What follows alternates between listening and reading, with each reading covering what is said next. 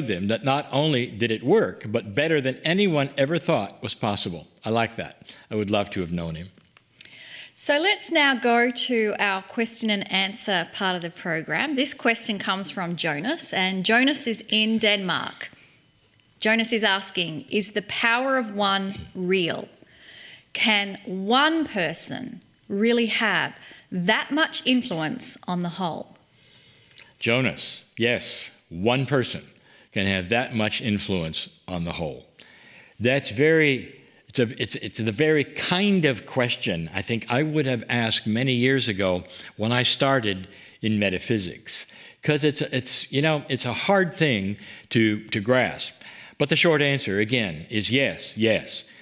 But I want to give you some reasons and examples of why this could be true. And some of them are metaphoric, but I want you to hear it. The premise behind all of this is now known as the field. This idea was always a kind of spiritual idea and had no science behind it at all, especially when I started. But in the last decade or so, all this has changed. The whole idea or premise of the one affecting the many by themselves is now being seen and recognized as, ready? Measurable energy. Now, in September of this year, not too long from now, I'm going to participate in an experiment to validate this very thing. Premise. Question.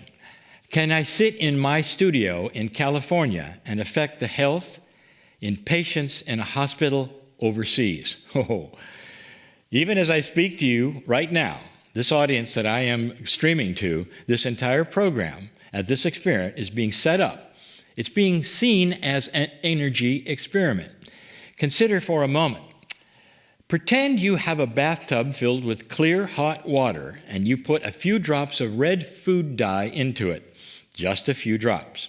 Now, come back to it later without ever disturbing the water and see that the dye has migrated everywhere and the entire bathtub is now pink. The few drops of red dye diffused with every molecule of water in the tub by itself. Now, this is just a metaphor, an example of how the field works. But in the case of the field, we're dealing with multidimensional energy, consciousness. This is the basis of Lynn McTaggart's work in The Power of Eight, and also what she has been doing for years in the measuring of how intentions in one part of the world affect another part. There's a lot more, but there's not really time to give it here. But you can tell I'm excited about this whole premise. The answer I want everyone to know, including you, is that just one of us is like that dropper of red dye. Think for a moment. Did you know that identical twins can often sense the same thing instantaneously on opposite sides of the planet? There's research on that. This is the same kind of process that is involved in the field. And I'm very much into learning and studying that. There's definitely more to come on this, and for those of you who are on the Kryon email list, you may receive, and I hope you do, more information about this experiment and how it will unfold. Thank you, Jonas, for this great question. This is something I would love many to know more about, the field.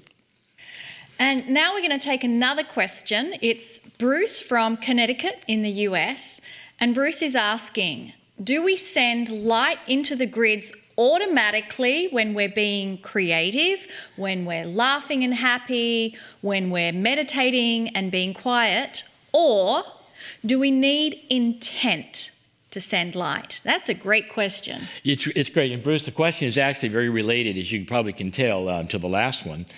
For sending energy to the grids for most people is indeed putting it into the field. Even in metaphysics, we're beginning to understand more about the science of what might be happening there. So our definitions and the words we use are beginning to be refined, and they better reflect what we now understand about this energy. To answer the question, let me give you some real-world experience that many of us have actually had. Did you ever walk casually into a room? Maybe you're just happy and all, and it's right after two people have been arguing, and they're standing right there. Wow. The energy in that room is palpable. You can feel it. Has this ever happened to any of you listening? I think the answer might be a resounding yes. So let's stop and ask a question. Did the arguing people intentionally send the energy of their frustration and anger to the room? The answer is no. No. They were just there by themselves, angry with each other, and they were arguing with each other. However, the energy of the event itself went right into the field in that room. It's our example. Hopefully you've had that experience, so you know what I'm talking. You felt it. It was real energy. Many of us have experienced. Many of us have had this thing, this whole deal, and it affects us. Sometimes a lot. Sometimes we remember that for years. An empath will walk into an area and then walk right out again due to the kind of energy that they can sense there. Bottom line, the emotions and thoughts, even marginal actions you may have, affect everything around you. It goes into the field. But the field is not a bathtub. It's a multidimensional energy that encompasses the entire planet instantly. Remember the identical twins example.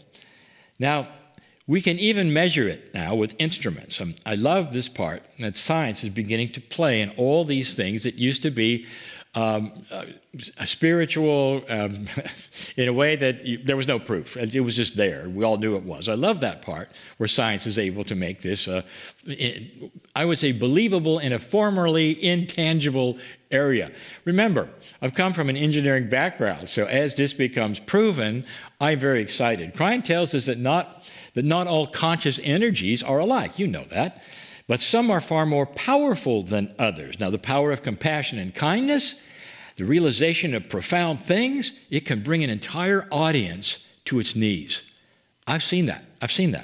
It's true. Fear can scare people, but love brings them together in remarkable ways. Meditation, quiet celebration, thankfulness, they can create what is called coherence. This coherence can be measured with instruments that analyze heart rate variability, as researched by the HeartMath Institute. We talked about that before. And this coherence spreads to others in a group by itself. The answer to your question is that you and all those around you are actually transmitters of energy through consciousness. If you're joyful, you transmit the energy of joy. If you're compassionate, you transmit that beautiful energy as well. If you do it in a group, it's even more powerful. We are magnificent humans filled with abilities to help humanity in so many ways. So, like the red dye diffuses automatically, so does our joy and our laughter, without any need to intend it somewhere. You can intend it, and that even focuses it, but it's almost automatic as we live our lives in the purity of compassion and joy.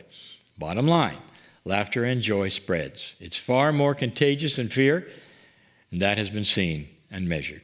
I love the message of that, how joy and purity goes into the grids. And yet, Lee, I think for me, the difference between having intent and just having a joyful life is the intent is like a laser where you focus and target where you're sending it. Yeah, as I was mentioning, there really are two different things. I think the answer that I like the most is we're all used to focusing and thinking about, let's say, a group or a situation or something. But people have to know, just like the two people arguing in a room, that love is this way. Yeah. Joy and kindness is this way. And you know who's proved that? It's the gurus that we've met in India, and those people, they emanate joy. You can't be angry when you have a couple of joyful people in the room. And I love thinking about the Aboriginals in Australia, the Ananu. They don't separate spirituality from life and existence. Everything they do is included. Yep. There's a oneness there all the time. So I think the oneness of what you said was to just be joy, laughter, and send that out, and it happens. And again, kudos to Lynn McTaggart. I know I beat this up because she's my hero, Absolutely. But really, she is the one who really opened the box to show us this, and of course, HeartMath Institute. Absolutely. So we're going to do a brief meditation before the channel now. And earlier this week, I woke up where I was feeling less than. There's some things where I've been working on, such as my weight. And you do all of these things, and you wake up sometimes thinking that all your efforts are not doing a single thing, and you feel discouraged and hopeless. And as I said before, you feel less than. And so as I was sitting there in that victim stage, I started to think, well, how can I shift this? And so I invite you to join me in this process that I did for myself. in hopes that you can shift whatever it is in your life right now where you're feeling less than or hopeless about, whether it's not having enough money or whether it's not having the health you want. Join me in this and just see how it feels for you and whether it shifts things. And so I invite you to close your eyes and think of those things that make you feel less than, those feelings that you have, and those feelings are very, very real. And what we're going to do is grab those feelings and we're going to give them a shape, or we're going to give them a colour, or we're going to give them some kind of identifying connection. And we're going to place that feeling down onto a piece of paper that's in front of us. I'm just going to put that down because it's real. We're not going to try and get rid of it. It exists.